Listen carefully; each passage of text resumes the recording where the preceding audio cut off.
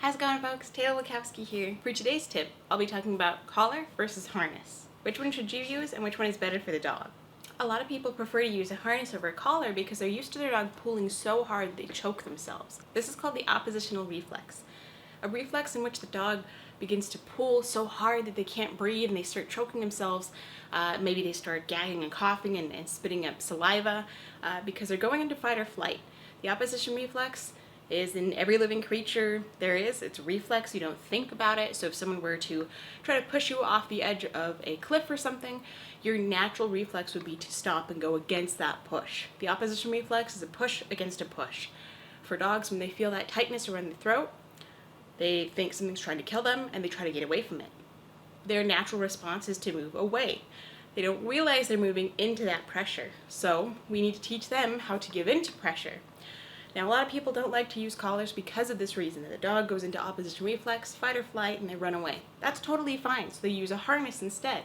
A lot of harnesses nowadays are built to keep the dog from pulling, meaning they're clipped in the front, and they twist the dog around, or they tighten around the underarms and the rib area. There's a dozen different harnesses out there meant to keep your dog from pulling super hard. So should you only walk your dog in a harness versus a collar because you know they'll pull? You do what works for you, but in my opinion, I want my dog to learn how to walk properly in any tool that I put him in. For the dogs I work with, along with my own, I teach them how to give in to pressure. I teach them how to walk in a slip leash, a martingale, a flat buckle collar, a regular harness, a front clip harness, a head halter, anything and everything. Adonis even has a sled dog harness where he's actually had to be retaught how to pull in that. But he also knows how to give into pressure with any tool around him.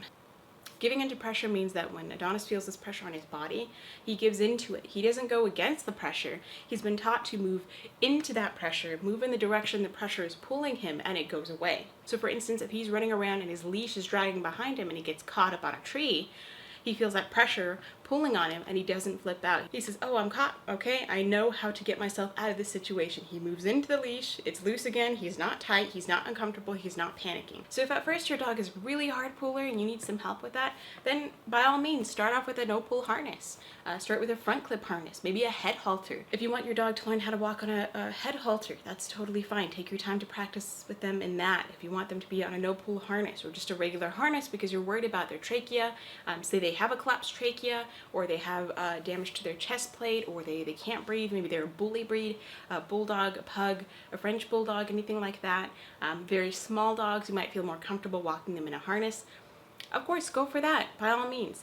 At the same time, I still think it's important to teach them, no matter how small or big they are, how to walk properly in a regular collar, just in case you ever need to at some point. Now, if they do already have damage to their trachea, their esophagus, their chest plate, their collarbone, then of course don't worry about that. So which one's better than the other?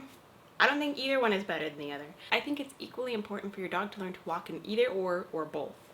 It keeps the dog safer and it makes it easier for you in case someday you don't have a harness or you don't have a collar and your dog can walk equally in both tools. If you just walk your dog on a harness and you put a collar on them, they're going to go right into bolting and vice versa. If you have your dog that's used to walking in a collar and you put him on a harness, they may very likely start to pull. I'm not saying that a harness necessarily teaches a dog to pull, but it might be more comfortable because they have more leverage over their body versus their throat. They may go into that fight or flight, that opposition reflex, and it gives them more power to pull because it's not choking their head. You don't have control of the head.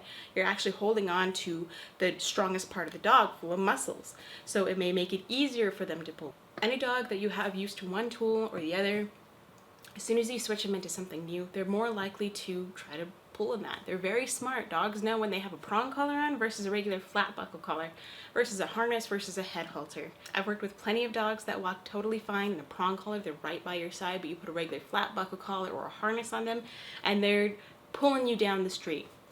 Nothing wrong with it, just means that they need to be taught how to walk properly in the other tools as well. And if you choose to just walk your dog on either a harness or a collar and you don't want to switch to the other, that's your choice. I just think it's easier and healthier for your dog in the long run if they learn how to walk in everything.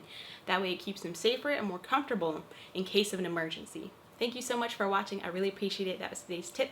Let me know what you think. Let me know what you prefer to walk your dog in. And until next time, stay positive.